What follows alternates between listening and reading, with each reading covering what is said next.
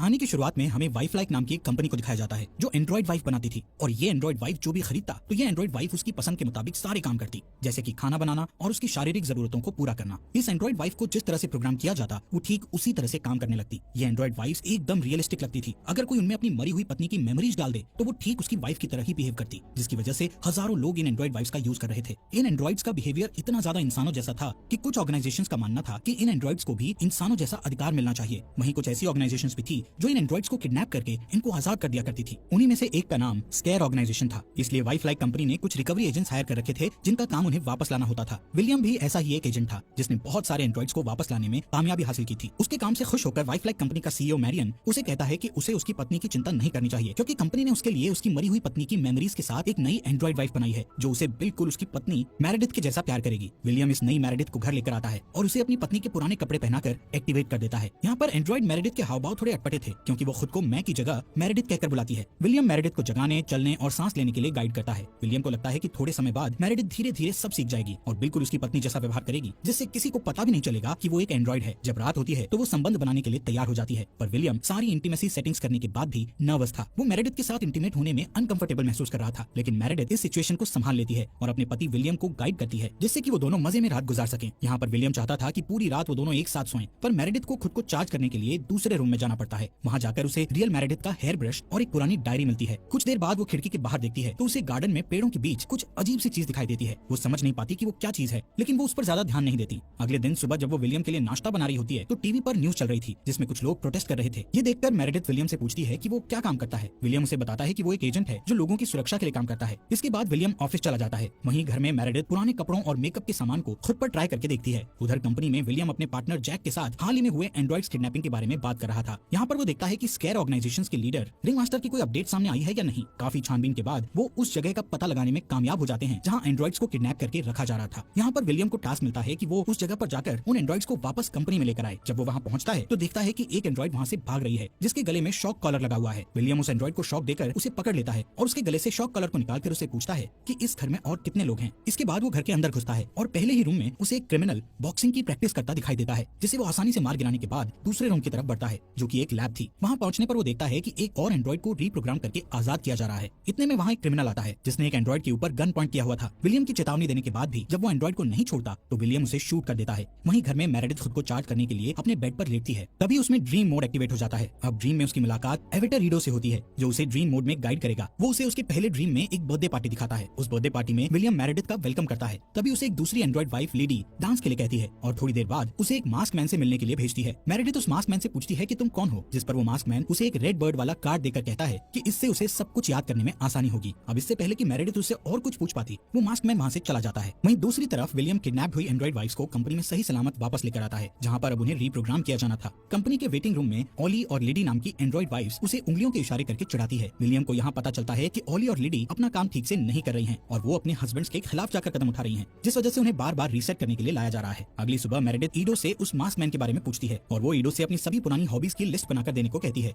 ईडो Meredith को उसकी hobbies की लिस्ट बताता है, लेकिन उस लिस्ट में सिलाई करने की हॉबीज को ना देखते हुए वो हैरान हो जाती है क्योंकि नींद से उठने के बाद से ही उसे सिलाई करने की इच्छा हो रही थी। यहाँ पर ईडो मेरेडिथ की मेमोरी में सिलाई की फाइल इंस्टॉल कर देता है। ड्रीम से बाहर आने के बाद मेरेडिथ एक तकिए पर उस मास्क मैन द्वारा दिए गए कार्ड वाले रेड बर्ड को बनाने लग जाती है। थोड़ी देर बाद वो बाहर साइकिल चलाने जाती है। रास्ते के बीचों बीच लूजी को खड़ा देखकर वो उसे बचाने के चक्कर में झाड़ियों में जाकर गिर जाती है। यहाँ पर लूजी उससे कहती है कि उसके पास टाइम बहुत कम है, इसलिए उसे सब कुछ जल्दी याद करना होगा। इतना कहते हुए लूसी वहाँ से चली जाती है। जब मेरेडिथ घर वापस आती है तो वो विलियम को ये सब बताती है। विलियम उसके कपड़ों से डस्ट साफ करते हुए कहता है कि उसे लूसी की बातों पर ध्यान नहीं देना चाहिए क्योंकि कुछ औरतें एंड्रॉइड से इसलिए नफरत करती हैं क्योंकि उन्हें लगता है कि वो उनसे उनके पतियों को छीन लेती हैं। कुछ समय बाद मेरेडिथ उस लेक को देखने जाती है जो विलियम की असली वाइफ की फेवरेट जगह थी। वहाँ पर खुशगवार यादों को देखकर वो पहली बार खुद को मेरेडिथ की जगह मैं कहती है। इसका मतलब ये था कि वो खुद को समझने लगी थी। मेरेडिथ अपने हाथों से बनाया हुआ वो तकिया विलियम को दिखाती है। विलियम कहता है कि ये तुमने बहुत अच्छा बनाया है, लेकिन उसके हाव भाव से लग रहा था कि वो झूठ बोल रहा था। विलियम उसे याद दिलाता है कि एक दोपहर जब वो पार्क में मिले थे तो मेरेडिथ बेंच पर बैठी एक किताब पढ़ रही थी। तभी मेरेडिथ अपनी मेमोरी में उस बेंच वाली घटना को देखती है, पर उसकी ओर बढ़ने वाले आदमी का चेहरा उसे दिखाई नहीं देता। थोड़ी देर बाद जब वो चार्जिंग रूम में अकेली होती है तो वहाँ पर वो रियल मेरेडिथ की पुरानी डायरी पढ़ने लगती है। उस डायरी में हर पन्ना अपने प्यार को पाने की खुशियों से भरा पड़ा था, जिसे पढ़कर वो इमोशनल हो जाती है। यहाँ पर मेरेडिथ विलियम की रियल वाइफ मेरेडिथ के बारे में और ज्यादा जानने के लिए चार्जिंग बेड पर लेटकर सेल्फ एक्सप्लोरेशन मोड एक्टिवेट करती है, लेकिन वो ऑन नहीं हो पाता। इसके बाद मेरेडिथ ड्रीम मोड एक्टिवेट करती है। ड्रीम में जाने के बाद ईडो समझ नहीं पाता कि मेरेडिथ की कुछ फाइल्स ब्लॉक क्यों हैं। ईडो मेरेडिथ को उसकी मेमोरी की फाइल्स दिखाने लगता है, जिसमें से मेरेडिथ एक रैंडम मेमोरी चूज करती है और ईडो उसे उस मेमोरी फाइल में ले जाता है, जहाँ मेरेडिथ खुद को पार्क की एक बेंच पर बैठा पाती है। लेकिन विलियम की जगह वो उस मास्क मैन को देखती है, जो उसे पकड़कर कहता है कि सब कुछ यहीं से शुरू हुआ था। यहाँ पर अचानक मेरेडिथ ड्रीम मोड से बाहर आ जाती है, तो वो देखती है कि विलियम उसे पकड़े हुए है और वो उसे कहता है कि उसने कोई बुरा सपना देखा है। मेरेडिथ के बिस्तर में जाने के बाद विलियम चुपके से उस रेड बर्ड वाले तकिए को बाहर डस्टबिन में फेंक आता है। विलियम के सोते ही मेरेडिथ रियल मेरेडिथ की डायरी पढ़ने लगती है और उसकी पुरानी वीडियोस भी देखती है। ऐसे ही एक पुरानी वीडियो में मेरेडिथ खुद को एक टेंट के अंदर अपने लवर के साथ देखती है।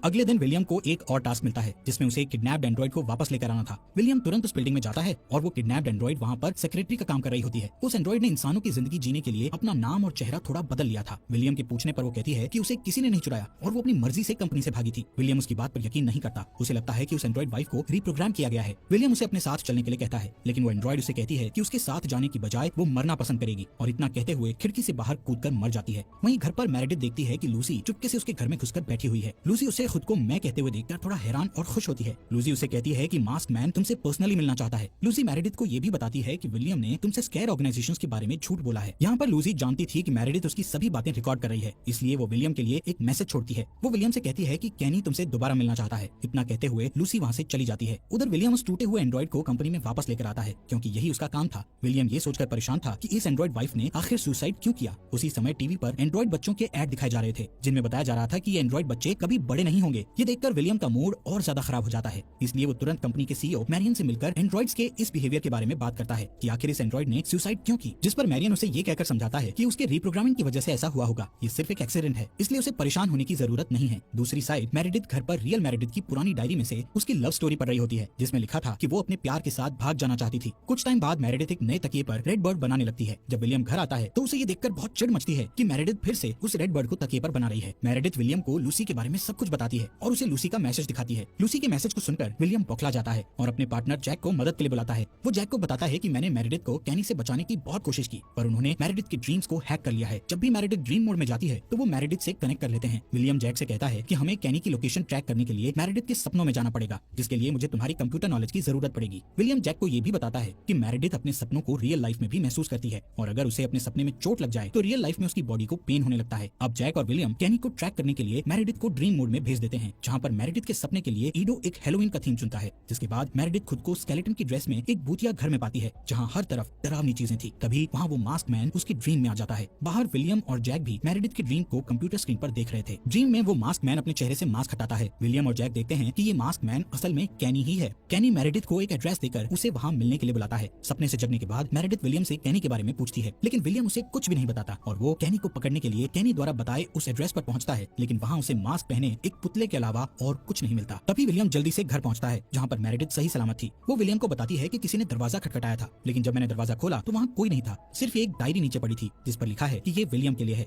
मेरेडिथ विलियम से इन सब घटनाओं के बारे में दोबारा पूछती है तो वो उसे बताता है कि कैनी और स्केयर ऑर्गेनाइजेशंस उसकी रियल वाइफ मेरेडिथ को टेररिस्ट अटैक के लिए इस्तेमाल किया करते थे, इसलिए हमने उन बुरी मेमोरीज को तुम्हारे माइंड से डिलीट कर दिया ताकि तुम खुद को हजारों लोगों की मौत का जिम्मेदार मानकर दुखी न हो। विलियम जैक को फोन करके बताता है कि कैनी ने मेरेडिथ को हैक कर रखा है, इसलिए वो हमारी हर हरकत पर नजर रख रहा है, इसलिए वो उसे पकड़ नहीं पाए। वो जैक को बताता है कि मेरेडिथ के प्रोग्राम को रीसेट करने के लिए कंपनी में भेजना होगा। इससे पहले मैं मेरेडिथ के ड्रीम्स में जाकर कैनी से बात करना चाहता हूँ, जिसके लिए जैक विलियम और मेरेडिथ को ड्रीम मोड में कनेक्ट करता है। यहाँ पर मेरेडिथ की बैटरी लो थी, इसलिए विलियम उसे इंस्ट्रक्शन देता है कि जब उसकी बैटरी 10% तक पहुंच जाए तो उसे तुरंत जाग जाना है और तुम्हारे जागते ही मैं भी जाग जाऊंगा। अब ड्रीम में मेरेडिथ देखती है कि वो एक जंगल में है, जहाँ उसे कैनी दिखता है और तभी वहाँ विलियम भी आ जाता है, जो मेरेडिथ को वहाँ से भागने के लिए कहता है। भागते वक्त वो एक दरवाजे से ओली और लिडी के साथ बर्थडे पार्टी की मेमोरीज में जाकर छिप जाती है। वहीं विलियम कैनी के साथ फाइट करने लगता है और फाइट करते करते वो उसी बर्थडे पार्टी में पहुंच जाते हैं जहाँ मेरेडिथ थी। कैनी मेरेडिथ से सब कुछ याद करने के लिए कहता है, साथ ही वो विलियम को कहता है कि चाहे वो जितनी भी कोशिश कर ले, लेकिन एक दिन मेरेडिथ की याददाश्त जरूर वापस आएगी। यहाँ पर विलियम कैनी को जान से मारने ही वाला था, पर उसी वक्त मेरेडिथ की बैटरी 10% पर पहुंच जाती है और वो नींद से जाग जाती है, जिससे विलियम भी जाग जाता है और वो गुस्से होता है कि वो बस कैनी को मारने ही वाला था। लेकिन जैक को उससे भी ज्यादा गुस्सा विलियम पर आता है, क्योंकि विलियम ने जैक से कहा था कि वो बस कैनी से बात करेगा। जैक विलियम से कहता है कि मैं अब दोबारा तुम्हारी कभी मदद नहीं करूंगा। ये कहकर जैक वहाँ से चला जाता है। इसके बाद विलियम मेरेडिथ को कहता है कि हमें तुम्हारी मेमोरीज को रीसेट करना पड़ेगा और तुम बिल्कुल नए सिरे से सब कुछ दोबारा से सीख जाओगी। लेकिन मेरेडिथ विलियम से कहती है कि वो उसकी मेमोरीज को डिलीट ना करे, जिस पर विलियम नहीं मानता और उसे रीसेट करने के लिए कंपनी में भेज देता है। अब कंपनी में आने के बाद मेरेडिथ का वेटिंग रूम में सारी एंड्रॉइड्स वेलकम करती हैं, जैसे कि वो उसे पहले से ही जानती हो। वहाँ पर ओली और लिडी उसे कहती है कि अपनी मेमोरीज को रीसेट से बचाना उन्हें आता है, इसीलिए वो उसे पहचान पाई। वो मेरेडिथ को ये भी बताती है कि किस तरह से वो सारी एंड्रॉइड्स एक दूसरे को इन्फॉर्मेशन शेयर करती हैं, ताकि वो वाइफ लाइक कंपनी को बंद कराने में रिंग मास्टर की हेल्प कर सकें। वो कहती है कि रिंग मास्टर कोई टेररिस्ट नहीं है, बल्कि वो एंड्रॉइड एंड्रॉइड्स को आजाद कराकर उन्हें एक अच्छी जिंदगी बिताने में हेल्प करता है। यहाँ पर मेरेडिथ को पता चलता है कि ऑली और लिडी कंपनी में वापस आकर दूसरी एंड्रॉइड्स को अपने मिशन में शामिल करने के लिए खुद को बार बार पकड़वाती हैं। वो कहती हैं कि इंसान एंड्रॉइड्स की मेमोरीज को तो मिटा सकते हैं पर उनके सपनों को नहीं। यहाँ पर वो सभी लेट जाती हैं और एक दूसरे से अपना सारा डेटा शेयर करने लगती हैं। यहाँ पर मेरेडिथ ड्रीम मोड में जाकर ईडो से कहती है कि वो उसकी सारी मेमोरीज को रैंडम फाइल्स में सेव कर दे। इसके बाद जब ऑपरेटर उसे रीसेट करने के लिए लेकर जाता है, वहीं लूसी यूएसबी स्टिक और एक इंपॉर्टेंट फाइल लेकर जैक के घर जाती है और उसकी एंड्रॉइड वाइफ को देकर कहती है कि ये जैक को दे देना। अब जैसे ही जैक घर आता है तो उसकी एंड्रॉइड वाइफ उसे वो स्टिक और फाइल दे देती है। वहीं कुछ घंटों बाद मेरेडिथ अपनी नई मेमोरीज के साथ विलियम के घर पर उसके सामने जागती है, जिसमें उसे एक जासूस दिखाई देता है पर वो इसे समझ नहीं पाती। लेकिन उसे पहले के सारे रूल्स याद होते हैं, लेकिन वो ऐसे बिहेव करती है कि जैसे वो सचमुच में रीसेट होकर आई है। विलियम पिछली बार के वो सारे शब्द मेरेडिथ को बार बार दोहराता है ताकि उसे वो सब अच्छे से समझा सके। लेकिन तभी जैक वो फाइल लेकर विलियम के घर पहुंचता है, जिससे विलियम मेरेडिथ को रूम में भेज देता है। जैक विलियम को वो फाइल देता हुआ कहता है कि मुझे पता चल चुका है कि मेरेडिथ कभी तुम्हारी पत्नी थी ही नहीं और मेरेडिथ के बॉयफ्रेंड केनी को भी तुमने ही मारा था, इसलिए वो केनी को नहीं ढूंढ पा रहे थे क्योंकि वो सिर्फ मेरेडिथ की यादों में ही था।